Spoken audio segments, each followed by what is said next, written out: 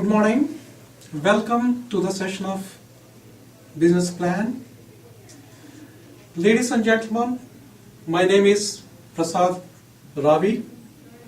I am a faculty member with Department of Management, Thomson Rivers University. Today I will speak to you about the business plan. First and foremost, I would talk about what is a business plan, and then I will talk about the objective or the uses of business plan. Then I would give you a suggested format.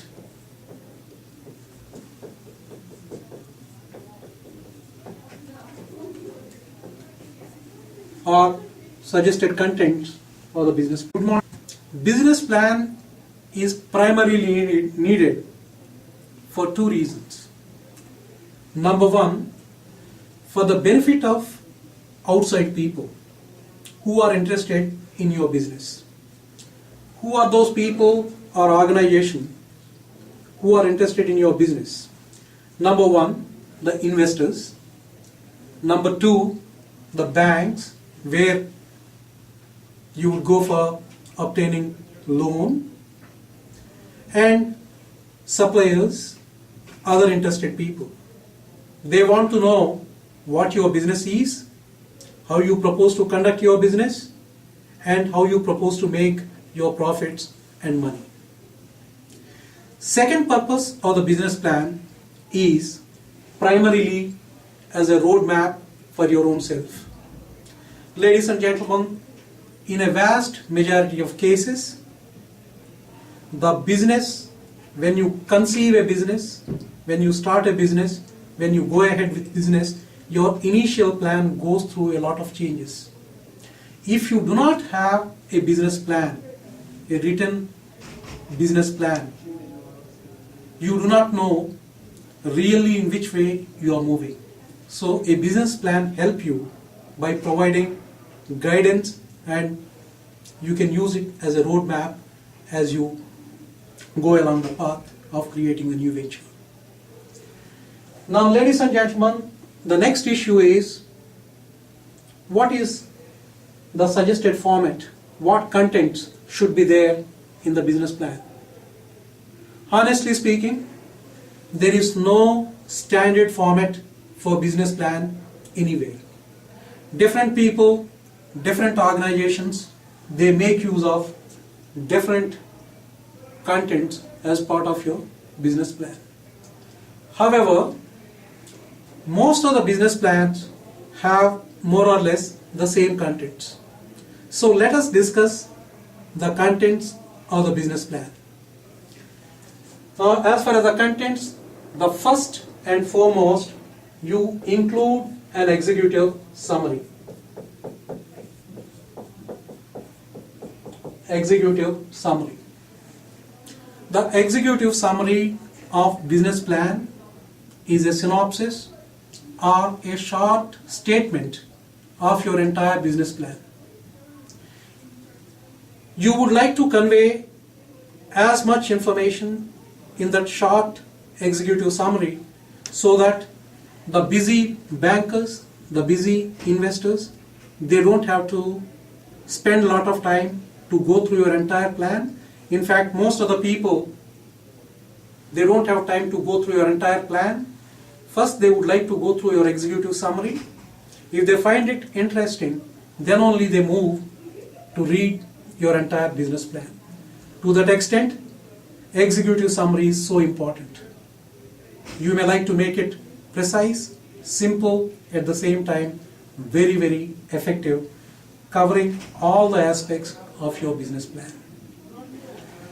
Then, ladies and gentlemen, all business plans, they start with an introduction to your company, to your business. Business or company. Try to introduce your business in the next part. In the introduction, you would like to, if it is an existing company, you may like to give the brief history, what you are doing now, what products and services you are providing, you are offering. If it is a new company, obviously you try to tell the people that yours is a new venture, you are starting to open it up, and what are your products and services, products or services going to be, and how you propose to provide it. With this business introduction, you try to go in the part of business introduction. You may also like to include one part about the industry environment. Supposing, for example, you want to open up a retail shoe outlet in Kamloops. The industry background here includes, you may like to go to Industry Canada website, you may like to go to Statistics Canada website, try and see what is the retail industry, what are the characteristics of retail industry in Canada, retail shoe industry in Canada. What are the sales, what are the growth rates, and what is the profit margins normally in this particular industry. Then you try to assess the same for your province, in this case British Columbia.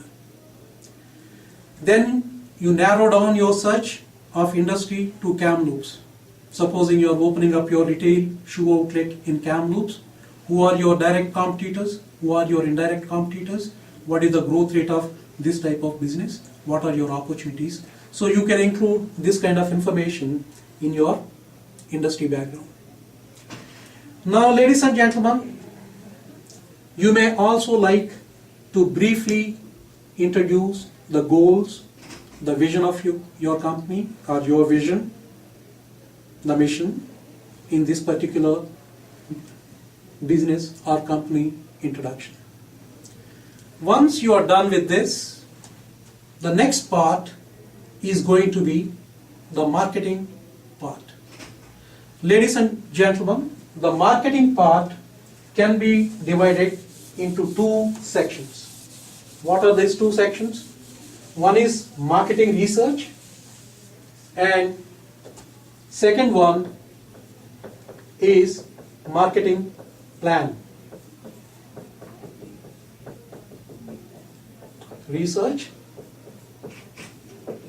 marketing plan. Whenever you are creating a new venture, ladies and gentlemen, marketing research is the most important part of your plan. Marketing research, if you are not, it should become some kind of feasibility study. Marketing research, apart from establishing the feasibility of your business idea, it helps you in estimating who your customers are, identifying who your customers, how many people will come and buy from you, who are your competitors, what is their respective market shares, and what market share you expect to garner from your competitors for your proposed new venture. Market research should be realistic, should be done with realistic measures,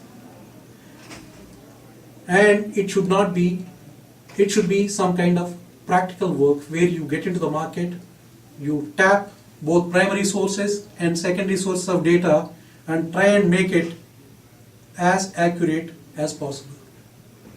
Now, once you complete your market research, what will you know? You will know your market, you will know your sales in terms of number of units you can sell, in terms of estimated sales you will be able to make. Now, once you do this, then you make your marketing plan. When you decide about your marketing plan, obviously you will be talking about your product, your service. What are those special attributes of your products which makes your business or which provides your business with a competitive advantage? How your products and services are better when compared to your product and services offered by your competitors. Next, ladies and gentlemen, is the pricing. What kind of pricing you want to have? That depends on your strategy. Would you like to go for cost leadership, providing your products and services at the lowest cost? Or you want to provide some kind of differentiation and try to charge a higher price? Though it depends on individual business, industry, my suggestion to all of you is, when you start a small new venture, don't go for cost leadership. Don't try to compete with your competitors on pricing alone. Try to compete with your competitors by providing a differentiation, maybe in terms of product, maybe in terms of service. Then, ladies and gentlemen, you decide your price of your product basing on what strategy you want to adopt. And after that, you discuss about your promotion plan, your advertising and sales promotion. Typically, as a new venture creator, you will never have enough money to go for a full-fledged or expensive marketing campaigns. What my recommendation is, try and go for low cost, no cost kind of techniques. For example, you like to make use of your local newspaper who won't charge you much for your advertisements. You can make use of your local radio station. Like for example, in Kamloops, you may like to tap the TRU radio station and other low cost advertising public relations methods. Once the marketing component is over, the next is your operations. In your operations, ladies and gentlemen, most important is your location. Let me tell you, location in a vast majority of cases in new ventures makes the difference between your survival and failure. In some cases, you may have to locate your facility close to your suppliers. In some cases, you may have to locate your facility close to your customers. Now, basing on the nature of product or services you are offering, try and come out with locational advantage you have when you are discussing this part. Now, if there are some zoning, some taxing laws, you have to clearly explain how you are meeting with the zoning and taxing and other kind of requirements. Okay? And don't forget the access to transportation, the warehousing facilities, things of that sort. After you have completed your operations, the next important